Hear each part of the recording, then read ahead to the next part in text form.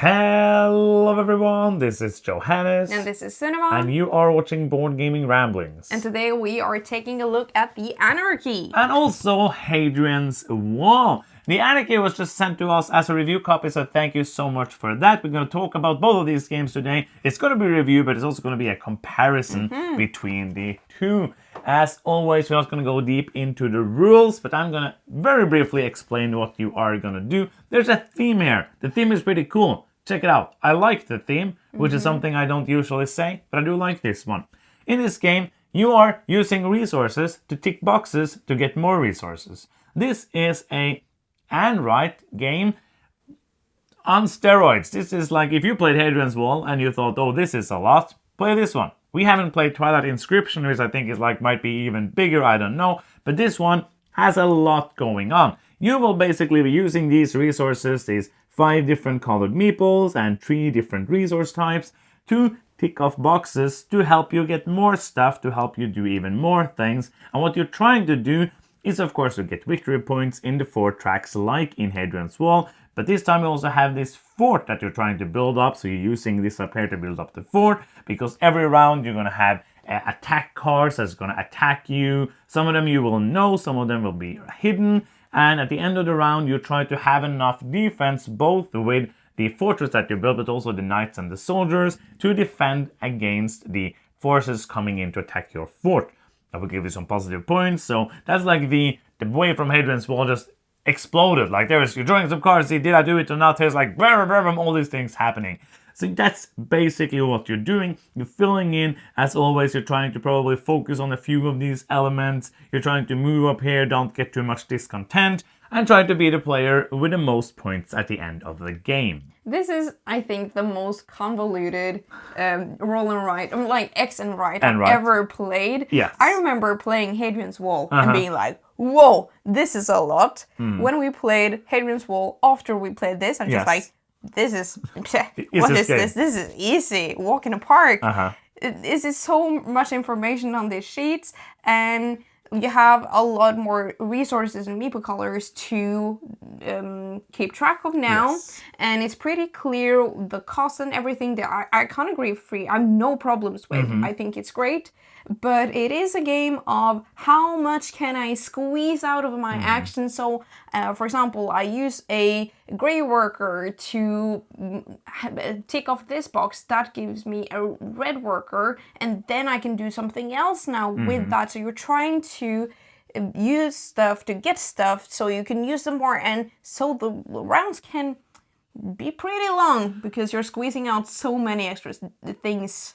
Yeah, so probably the longer you play, you're going to also think more about all the attacks and all that, because in the first round, you're going to have only like a basic attack, which you always are going to have, and you're going to have 1 more attack card each round. So you're going to have from 2 to 6 attack cards, and half of them are going to be face up and face down. And in these kind of games, and Hadrian's Wall as well, I remember the first time I played it, I just had to jump in. I just had to pay something to tick a box and see where that took me. It is, I would say it's tight, but it's not one where you have to like think about every decision, because most of the time, if you're not like spend very like not thinking at all, you will be able to maybe squeeze out this one thing if you do like the most important things first. Even though we jump right into the game, the first time we played this game, 2-player, took 3 hours. Yes, it took and a then long time. after that, like 2:15, 2.5. The box says 90 minutes, which I think would be long enough. Yeah. So I don't know why it takes that much, but I think like the worse you are at the game, the shorter it's gonna be. Yeah. Because you're gonna do less stuff. Not to say like, oh, we're so good at the game. That's not what I'm meaning, because I don't get a very high score. But it's a game where you are doing many things. And there is a couple of reasons also why we add AP to the game. And we're gonna talk about those soon. Because first, before we go into the rest of the review, do you like this game? Yeah, I do. Do you have fun when you play it? Yeah, I do. Yes, I like almost everything I do in this game. But one big change from Hadrian's Wall, which we thought worked surprisingly well as a multiplayer game, even though you're just doing your own thing. Oh, yeah, this is one of those. Wall, yes. This is one of those where I I don't care because I have so much fun with my little bloody puzzle that I don't care what you're doing at all. It's not like most simultaneous action games I don't like because I'm like a disengaged, but there it's like I have all my energy here. Yes. And I can't do anything what you're doing. But there is one thing that they added a lot of in the Anarchy, one of our favorite elements in games. And what is that, Sunniva? It is luck. Yes. And there's a lot more luck here than in Hadrian's Wall. So much more. Added, for example, a lot of luck in the things that you do on your player board. Yes. Player sheet. So these elements, all these are, you have to draw some cards. And depending on, there's a lot of symbols, and they correspond to the specific action that you're doing. And depending on what you get, you either get stuff or you don't get stuff. And of course, when you do it multiple times, you will cross off more and more symbols here. And the chances of you getting more stuff will increase, but it's not very satisfactory when you are using the resources and then you don't get anything. I feel like some of them are more bothersome than the others. Like, for example, the St. Valentine's Festival, you're going to get a couple of these. Yeah. Like, you're going to get lucky if you get all of them, but if you have to go for everything, and then you might get all of them if you're lucky. Here it even has like a mitigation where you can go left or right. Yeah. This one has a lot of elements to it where you have many options and you can like do it and you can continue later. This is the hardest, I think. Okay. Because you can get like really unlucky with the numbers because you're adding that up and wanting a specific number, but it's very cheap. Yes. It's just like one yellow dude and you can get potentially 3 resources. This is not my least favorite. Like, this is okay for most part. First time I played tournaments trying to do that. I lost my 3 first tournaments. With four first tournaments, we basically lost me 4 points. Yeah. And 4 different soldiers. If I had more luck, I would just have 4 more points. And 4 points is quite a lot in this game. One thing that's a big change from Hadrian's Wall. In Hadrian's Wall, you draw a card for everyone. That's the resources everyone get. Yeah. Then you draw 2 cards from your deck. You choose one that's going to be your scoring card, and you choose one that's going to be your card with like the good that somebody can trade, the path you can write in your sheet. In the left corner here, there's a place you can write, and also the bonus resources you're getting. In this game, you're drafting. Kind of. You're drafting if you're first. Yes. If you're second or last, if I'm in a multiplayer game, if you ever choose to play that, you just get what you get. So turn order is kind of important, but also you're just gonna, like the resources, did you feel like, oh, I have to take this one over this one? Oh no, I looked at the scoring basically. Yeah. And chose always the scoring that I thought were best for me. And of course you kind of do that in Hadrian's Wall as well, but the draft didn't feel as satisfying here. No, I would have loved that to be maybe one more card and number of players, but then again, maybe not. I don't know. It's still not the thing that bothers me the most. No. The luck element that bothers me the most in this game is the combat, because you will draw these combat cards that tells you where the attack is gonna happen. Some of them are face down, so it tells you something, but not all the information. And for example, there you look at the fort here. There's a lot of it's a very good fort. Though. I love the fort. Yes. Like I just meant also this is a very like high level fort. It's a high level fort, yes. And also this like these components are much cooler than just taking off a box. This is amazing. Yes. Yes, but the thing is that you can have built up. Let's say that you've spent a lot of resources building up your walls. Yes. But you draw only attack cards with towers, so you can't defend with your walls. No. So then either you have to use your entire round to build up your towers, or you will get those negative points, and there's nothing you can do about that. And it's like a double negative because it is both like you don't get the positive points and then you also get a negative point. That's the same as in Hadrian's Wall, just feels harder here. And the face down cards, not sure I like them. And we played like the easy mode the first time, but then we went on to play the medium mode or hard mode. I hated it. Wouldn't do that because it just adds even more randomness. I couldn't do anything out there. Well, I could, yeah. But I had to use so much resources to max my castle at all costs. Maybe you can play like rounds of the game where you just ignore defense, but I don't think kind so. of that's the theme of the game Yes. is that you're defending yourself. And there are ways to mitigate, like if you get discontent, there are ways to get content, like get the positive to get it back. Get content. Get content. But the reason this luck bothers me a lot is because it's a multiplayer game. And I like to play a game where what I do in the game make me win. So all this randomness, if you happen to build a lot of walls and you get lucky and you draw a lot of ladders, for example, or the arrows, and you can, of course, we didn't tell you, like you could use knights, but they die. So like everything you build in your fort is permanent. So when you play it a multiplayer game, it will be a position, and this happened a lot of times, where it's like, oh, I can't do this, but half of your cards are the things that you built. Yes. And that is frustrating. And that is basically, without saying, like, I think you understand what we mean. Without going, like, even deeper into it, I feel this does not work as a multiplayer game if you care about playing a game where you want to win. Yeah,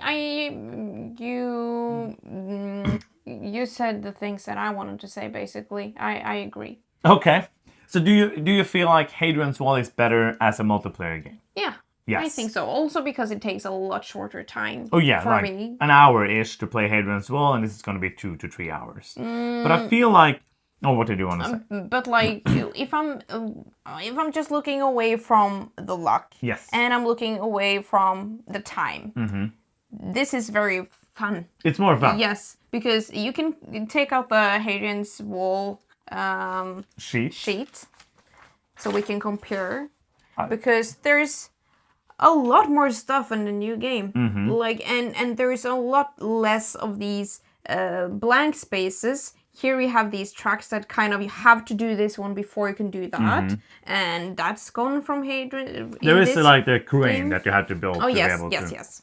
It is kind of like that, but this feels like you're doing a lot of stuff, Yes. and it is kind of fun. So, because of the frustrations we had, I did something that I don't usually do. Yeah. I sat down to play this solo. Because when I play solo, not that I do that, but when you play this game solo, that luck doesn't really matter. Because this amount of luck feels like the amount of luck that you usually get in a solo game.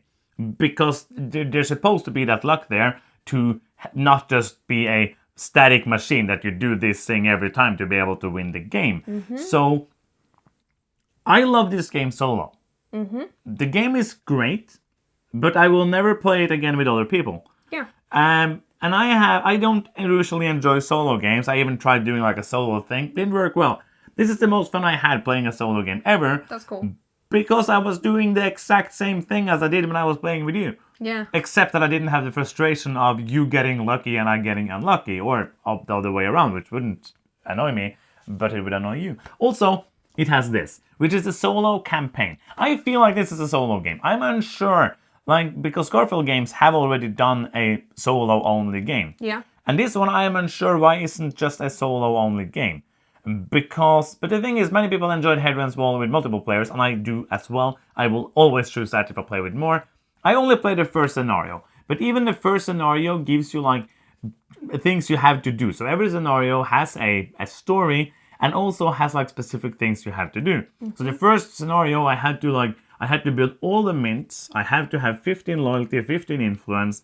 I had to have 0 to 2 discontent, and I had to get 60 or more points. Cool. And I did that. And also if you get to the bonus where you get have a bonus goal, you also get a little bonus in the next game if you continue playing the campaign.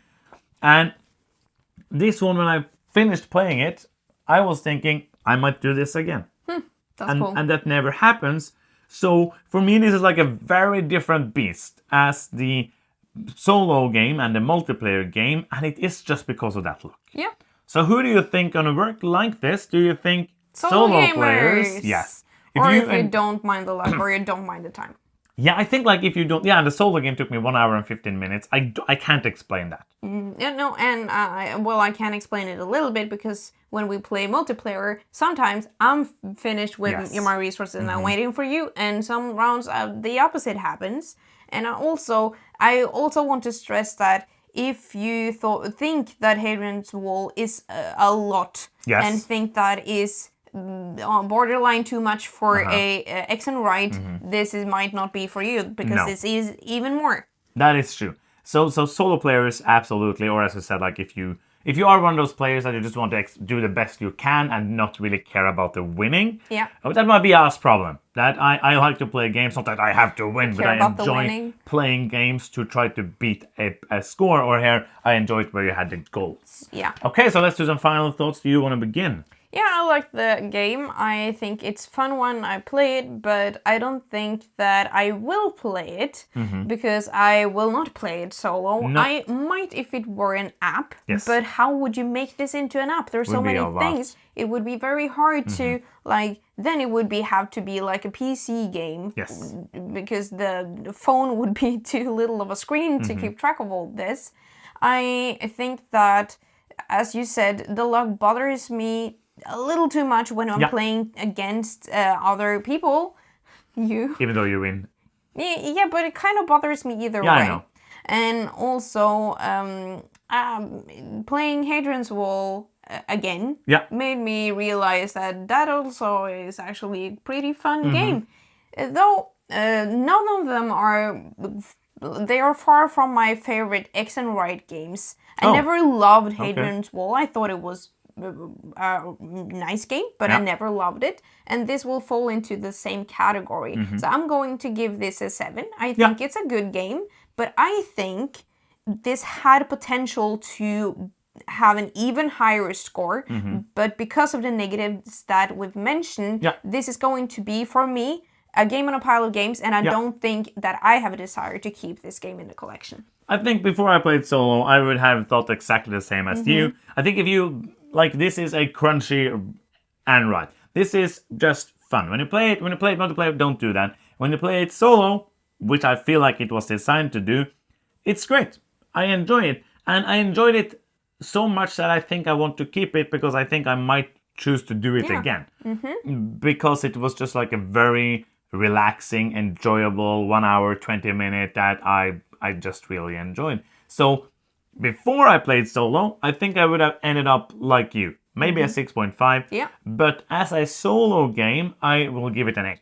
Cool. So I really enjoyed it as a solo game, would not recommend it as a multiplayer game. And that is the end of the video. If you watched it, you can subscribe because it's free and it helps us. And thank you so much. I'm Johannes. I'm Senua. And you've been watching Board Gaming Ramblings, and bye-bye.